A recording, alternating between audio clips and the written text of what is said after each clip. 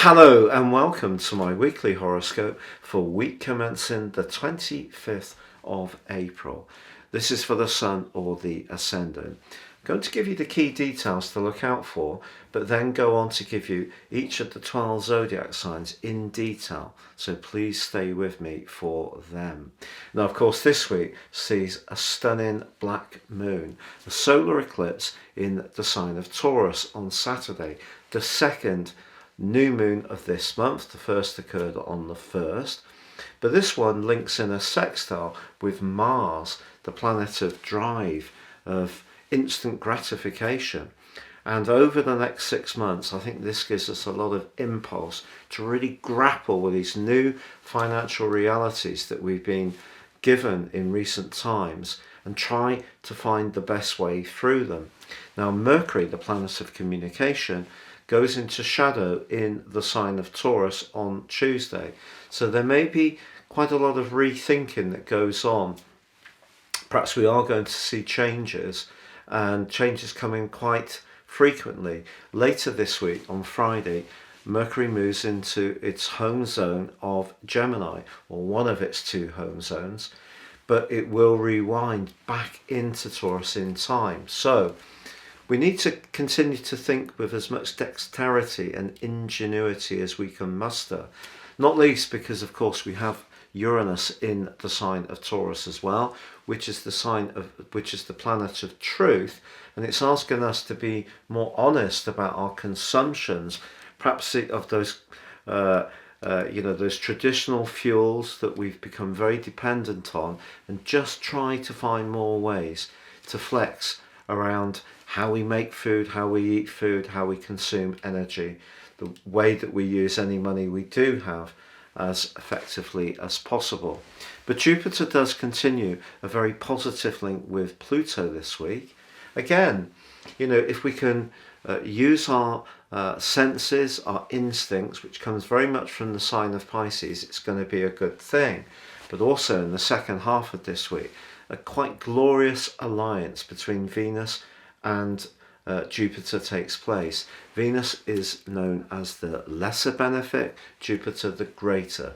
They come together in an exact alliance where Venus is exalted and Jupiter the traditional ruler of Pisces.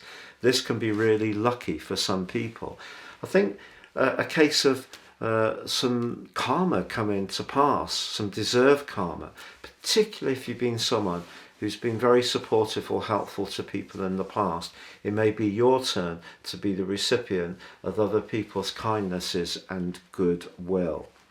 But Friday also sees Pluto go into a retrograde, which will last through to the 8th of October.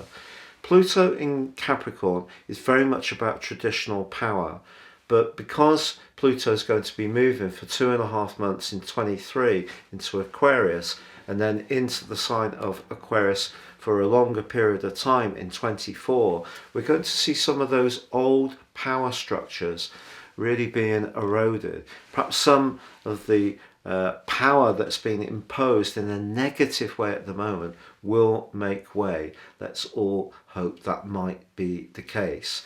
But please stay with me for your zodiac forecast. But if you would like to ascend above this information and grapple with more serious astrology, give me 3 pieces of your personal information of time, date and place of birth, and I will give you a roadmap that you can steer your whole life with, future forwards.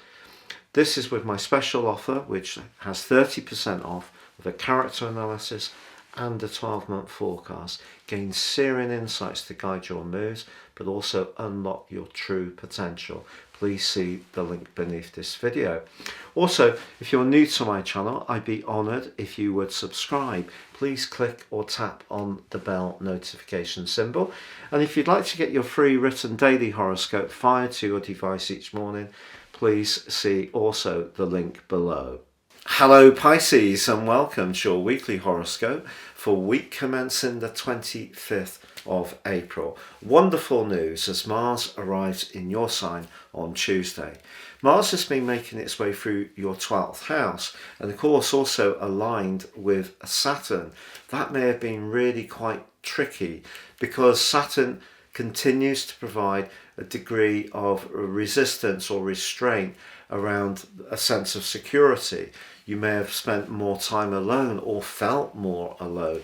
But Mars moving into your sign gives you a sense of new beginnings. It brings you into the moment, into the present.